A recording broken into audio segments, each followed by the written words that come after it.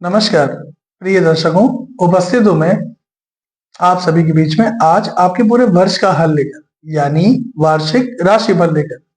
वर्ष 2025 नई उम्मीदों और नई आशाओं को लेकर के आ रहा है। धनु राशि के सभी जातकों के लिए वर्ष 2025 कैसा जाने वाला है, इसकी चर्चा आज हम करेंगे। प्रिय दर्शकों, सबसे पहले आपको बता दें, ये राशिफल आपकी चंद्र राशि के आधार पर है, यानी आपकी जन्म कुंडली में चंद्रमा जिस नंबर पे बैठे हैं वही आपकी जन्म राशि अथवा चंद्र राशि है, उसी से इस राशिफल को देखिए। अगर आप अपने प्रचलित नाम के अपनी चंद्र राशि के बारे में नहीं जानते, तब फिर आप अपने प्रचलित नाम, जिस नाम से आप समाज में जाने जाते हैं, उस नाम से इस राशिफल को देखिए।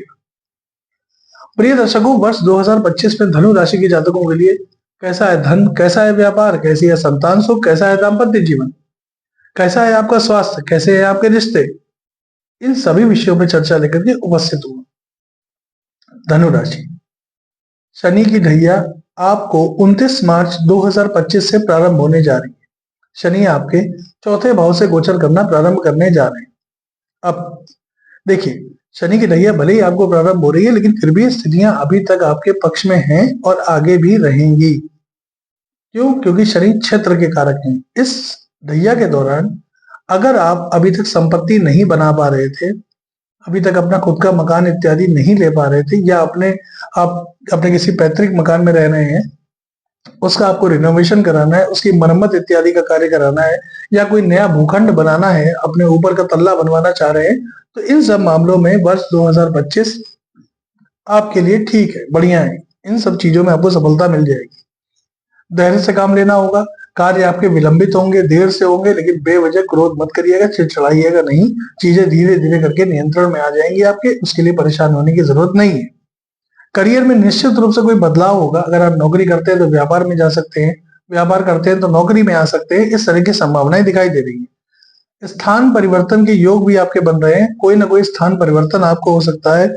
संपत्ति लाभ के योग आपके लिए बनेंगे। संपत्ति का फायदा आपको होता हुआ दिखाई देगा, और खास तौर पे अप्रैल के महीने तक, जनवरी से अप्रैल तक ये स्थितियां और अच्छी बनी हुई है। अप्रैल के बाद जब शनिदेव राशि परिवर्तन करेंगे, चौथे भाव में आएंगे, तो ये कार्य क्षेत्र में कहीं ना कहीं थोड़ा सा उतार चढ़ाव लाएंगे, उच्च अधिकारियों के साथ मतभेद कराएंगे, लेकिन फिर भी चीजें अंततोगत्वा आपके पक्ष में आ जाएंगी। देखिए, आकस्मिक धन का लाभ, व्यापार अच्छा चलेगा। व्यापार तो आपको वाकई में अच्छा चलेगा, इसमें कोई डाउट नहीं है। व्यापार के लिए समय बहुत अच्छा है, तो व्यापार में दिक्कत आने वाली नहीं है, यहाँ आप निश्चिंत हो जाएगी। 14 मई के बाद जब देवगुरु बृहस्पति राशि परिवर्तन करेंगे, तो भी जब सप्तम स्थान से गोचर करेंगे तो 14 मई से लगा करके 19 अक्टूबर तक, अगर आपका विवाह नहीं हुआ है, आप विवाह के क्षेत्र में प्रयास करना चाहते हैं, आपको सफलता मिलेगी। अगर जो दंपत्ति धनु राशि के हैं और उनको अभी तक संतान की प्राप्ति नहीं हो पाई है, तो वो 14 मई से लगा करके और 19 अक्टूबर तक प्रयास करें, उनको निश्चित रूप से संतान की प्राप्ति होती हुई दिखाई दे रही। 19 अक्टूबर के बाद देवगुरु जब अष्टम में आएंगे, उस समय आपको अपने स्वास्थ्य का ध्यान देना है। तब तक स्थितियां आपके नियंत्रण में रहेंगी। क्यों? क्योंकि देवगुरु बृहस्पति 19 अक्टूबर के बाद अतिचारी अवस्था में जा रहे हैं, और साथ ही साथ जब अतिचारी कोई ग्रह होता है तो बिल्कुल ठीक नहीं होता, और देवगुरु जैसा ग्रह जब अतिचारी होगा तो ये पेट से संबंधित रोग दे सकता है।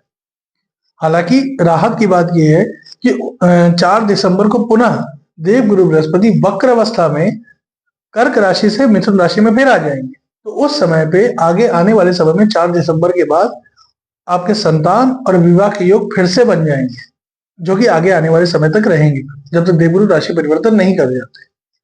प्रिय दर्शकों, माता के स्वास्थ्य का आपको ध्यान देना होगा 29 तारीख के बाद, क्योंकि जब शनि चौथे घर में आएंगे तो माता के स्वास्थ्य में कमी लाएंगे।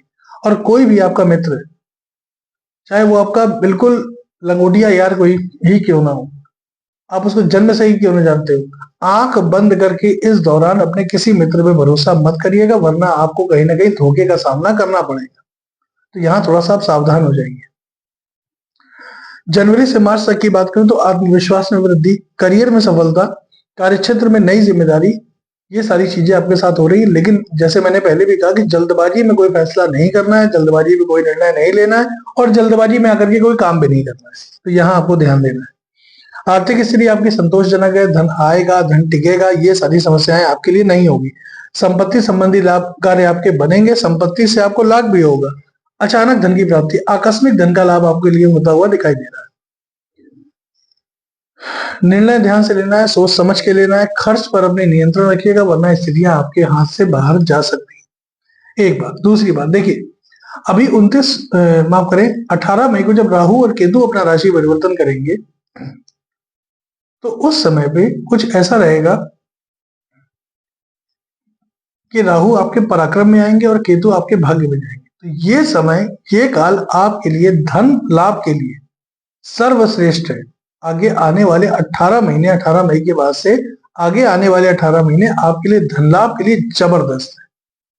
लेकिन दाम्पत्य जीवन का यहाँ पर ध्यान रखना, क्योंकि राहु की जब 5वीं दृष्टि आपके दाम्पत्य जीवन पे पड़ेगी तो यहाँ कहीं ना कहीं आपको उतार चढ़ाव दिखाई देगा। कभी आपका दाम्पत्य जीवन अच्छा चल रहा है और कभी दाम्पत्य जीवन में मतभेद, लड़ाई झगड़े, वाद विवाद की स्थिति बन रही है। तो यहाँ थोड़ा सा अपने आप को नियंत्रण में रखिएगा, क्रोध मत करिएगा बेवजह, क्योंकि जब कार्य डिले होंगे ना तो आदमी क्रोध करता है, झुलझुलाता है, तो उससे बचिए वरना आप कहीं का गुस्सा कहीं पे उतारेंगे तो चीजें बिगड़ जाएंगी। यहाँ पर सावधानी बरतें।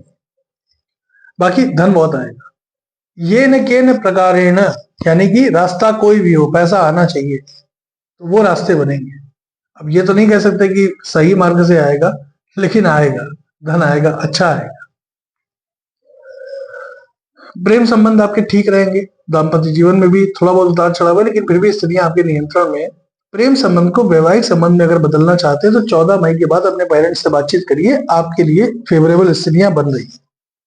विद्यार्थी जीवन का शुरुआत के समय में तो ठीक है, शुरुआत में तो दिक्कत नहीं है, लेकिन बाद में थोड़ा सा है, मन में भटकाव आएगा। अच्छा एक चीज और, जो लोग कंपटीशन की तैयारी कर रहे हैं किसी भी तरीके, कोई आईएएस की तैयारी कर रहा है, आईपीएस की तैयारी कर रहा है, या कोई एसएससी एग्जाम्स दे रहे हैं या अन्य किसी तरह के कंपटीशन के पेपर देना चाह रहे हैं, उनके लिए जब शनि का राशि परिवर्तन होगा 29 मार्च के बाद तो उनके लिए प्रतियोगिता परीक्षा को बीट करने के बहुत अच्छे योग बनेंगे। तो उस समय में प्रयास करिए, आपको निश्चित रूप से सफलता मिलेगी।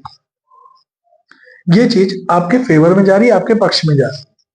अब कुछ महत्वपूर्ण तिथियां हैं जिनके बारे में मैं आपको बता दूं, उनको नोट करिए और उस महीने को नोट करिए ताकि आने वाले समय में अगर किसी तरह की कोई परेशानी आ रही है तो उससे आप बच सके।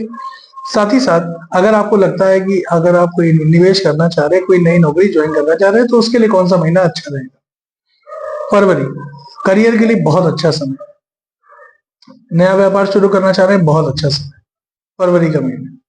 उसके बाद आ जाएगी जून का महीना, पारिवारिक जीवन, दाम्पत्य जीवन के लिए बहुत अच्छा। कहीं घूमने फिरने की योजना बना रहे बिल्कुल जाइए, लाभप्रद भी रहेगी और आपको एक वो नहीं होता खुशहाली का माहौल आपके लिए बनेगा। साथ ही साथ अक्टूबर का महीना, कोई नया व्यापार शुरू करना चाह रहे हैं, कोई व्यापार में डील होने वाली है, नई डील है, बड़ी डील है, वो आपके हाथ लग सकती है, व्यापार में उन्नति और प्रगति दिखा रहा है। अब ध्यान कहाँ देना है, अप्रैल के महीने स्वास्थ्य का बहुत ध्यान देना है, वरना स्वास्थ्य की समस्याएं आपको परेशान करेंगी, खासतौर पे पेट में समस्या, नसों में समस्या, हड्डियों में समस्या, चोट चपेट की घटना न घट जाए, इस चीज का आपको ध्यान देना है। साथ ही साथ अगस्त के महीने में खर्च बहुत ज्यादा नहीं करने हैं, खर्च को बहुत सोच समझ के करना है। सोच समझ के खर्च करेंगे, चीजें पक्ष में रहेंगी। अपना बजट देखिए तब आगे कदम बढ़ाइए, उससे पहले नहीं, वरना बेवजह मुसीबत में आ सकते हैं। और नवंबर में आपको अपने दाम्पत्य जीवन का बहुत ज्यादा ध्यान देना है। यहाँ पे थोड़ी सी उठापटक मुझे दिखाई दे रही है, तो यहाँ थोड़ा सावधान रहिएगा। रिश्ते मध्यम रहेंगे आपके, बहुत अच्छे नहीं, बहुत बुरे नहीं, ठीक ठीक चलेंगे। कुछ लोग छूटेंगे तो कुछ नए जुड़ेंगे, लेकिन ठीक रहेंगे, अच्छे रहेंगे, इसमें ज्यादा कोई चिंता वाली बात नहीं।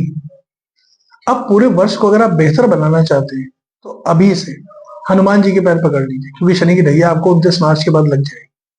हनुमान जी के पैर पकड़िए, हनुमान चालीसा का पाठ करिए, सुंदर कांड हो सके तो शनिवार के दिन सुंदर कांड का पाठ पढ़िए और हनुमान जी को सुनाइए। 3 पाठ सुबह और 3 पाठ शाम को हनुमान चालीसा का करना है, ये ध्यान रखिएगा।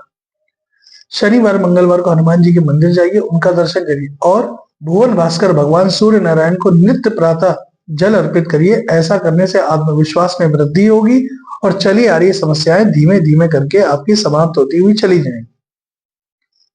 धनु राशि के लोगों को कोई विशेष ज्यादा परेशान होने की जरूरत नहीं, स्थितियां फिर भी नियंत्रण में, शनि की ढैया के बावजूद आपको धन लाभ होता रहे।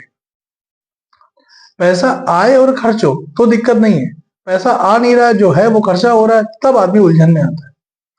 तो अगर ये एक फ्लो अगर आपका बन गया, पैसा आने लगा और फिर खर्च हुआ, तो उतनी समस्या की बात नहीं। धर्म से जुड़िए, धार्मिक कृत्यों में अपना खर्च करिए, सत्यनारायण भगवान की कथा कराइए ब्राह्मण के द्वारा, सुंदरकांड का पाठ कराइए ब्राह्मणों के द्वारा। कुछ नहीं कर सकते, शनिवार की शाम को चले जाइए और जो भी निर्धन व्यक्ति होते हैं उनको कुछ खाने पीने की चीज का दान कर दीजिए, फिर देखिए आपका धन कैसे बढ़ता है। धर्म से जुड़िए, धर्म से जुड़ेंगे, धर्म आपको कभी नहीं छोड़ेगा, याद रखिएगा। तो प्रिय दर्शकों, आने वाला वर्ष 2025 धनु राशि के जातकों के लिए शुभ हो, मंगलमय हो, इसी कामना के साथ मुझे अनुमति प्रदान करें, पुनः आपसे मुलाकात हो। तब तक के लिए नमस्कार।